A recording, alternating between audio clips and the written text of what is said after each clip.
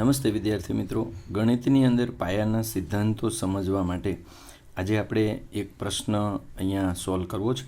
એની રકમ છે √x plus √20 is equal to √80, જેમાં આપણે એક્સની કિંમત શોધવાની છે.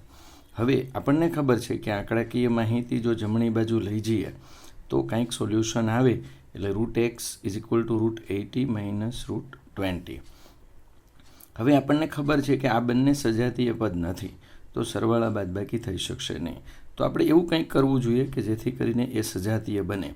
તો એના માટે એ વિચાર આવે કે 80 એવી કોઈ સંખ્યા એમાં હશે કે જે પૂર્ણ વર્ગ હશે, તો એને આપણે શોધી લઈએ. તો 80ને શરૂઆતમાં આપણે 2 વડે ભાગીએ, પ્રથમ નાની અવિભાજ્ય સંખ્યા વડે. તો 2 × 40 અથવા 80/2 એટલે 40. તો 40 હજુ વિભાજ્ય સંખ્યા છે. મિત્રો, આપણે અવિભાજ્ય સંખ્યા આવી ન જાય ત્યાં સુધી અવિભાજ્ય સંખ્યા વડે ભાગતું જવાનું છે. 3 વડે ભાગીએ તો ભાગ ચાલતો નથી, પણ 5 વડે ભાગીએ તો 16 × 5 = 80 આપણને મળે છે. તો હવે આ અવિભાજ્ય સંખ્યા આવી ગઈ તો આગળ જવાની જરૂર નથી, આ પૂર્ણ વર્ગ સંખ્યા છે. એવી રીતે 20ની અંદર 20ને તમે 2 વડે ભાગો તો 10, તો 10 હજુ વિભાજ્ય છે. 3 વડે ભાગી શકાતા નથી. 4 વડે ભાગીએ તો 4 × 5 = 20. તો આ રીતે આપણને એમાં પૂર્ણ વર્ગ સંખ્યા કઈ સમાયેલી છે એ મળી જાય છે.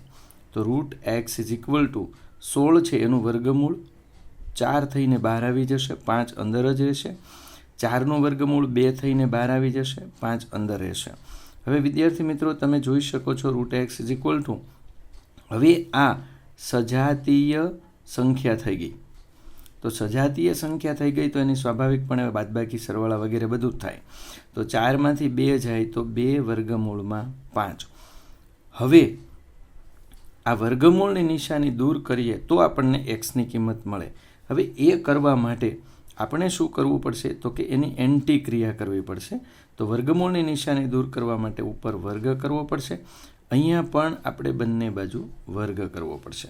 એટલે અહીંયા આપણે લખી શકીએ કે બંને બાજુ વર્ગ કરતા, બંને બાજુ વર્ગ કરતા. હવે અહીંયા વિદ્યાર્થી મિત્રો જુઓ શું બને છે કે આ વર્ગમૂળ એટલે 1/2 ઘાત, જેની હારે 2 ઉડી જાય છે. વર્ગમૂળ એટલે 1/2 ઘાત, જેની સાથે આ 2 ઉડી જાય છે. તો હવે અહીંયા શું વધશે?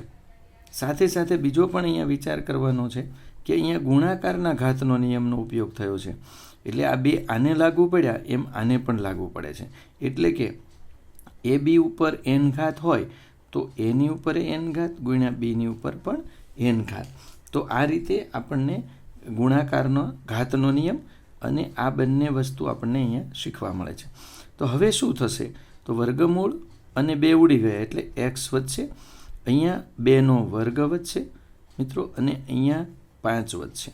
તો અહીંયા x ઇઝ ઇક્વલ ટુ 2નો વર્ગ 4 ગુણ્યા 5, એટલે કે આપણી અહીંયા જે રકમ છે એ 4 × 5 = 20 મળી જાય છે, જે આપણો જવાબ છે. વિદ્યાર્થી મિત્રો, દાખલો નાનકડો અને એક જ દાખલો છે જેમાં આ સજાતીય પદ વિજાતીય પદવાળી વાત આપણને શીખવા મળે છે. બંને બાજુ સમાન ક્રિયા કરવાથી કોઈ જવાબમાં ફરક, મતલબ વેલ્યુમાં ફેર પડતો નથી. તો આપણે આગળ સાદુરૂપ આપી શકીએ છીએ એ અને ગુણાકારના ઘાતનો નિયમ. તો મિત્રો, આ એક જ દાખલામાં 3 સિદ્ધાંતો આપણને શીખવા મળે છે. તો આવા જ સિદ્ધાંતો માટે આવા પ્રશ્નો આપણે સોલ્વ કરતા રહીએ. મિત્રો, આ ચેનલને સબસ્ક્રાઈબ કરજો અને તમારા મિત્રોને શેર પણ કરજો.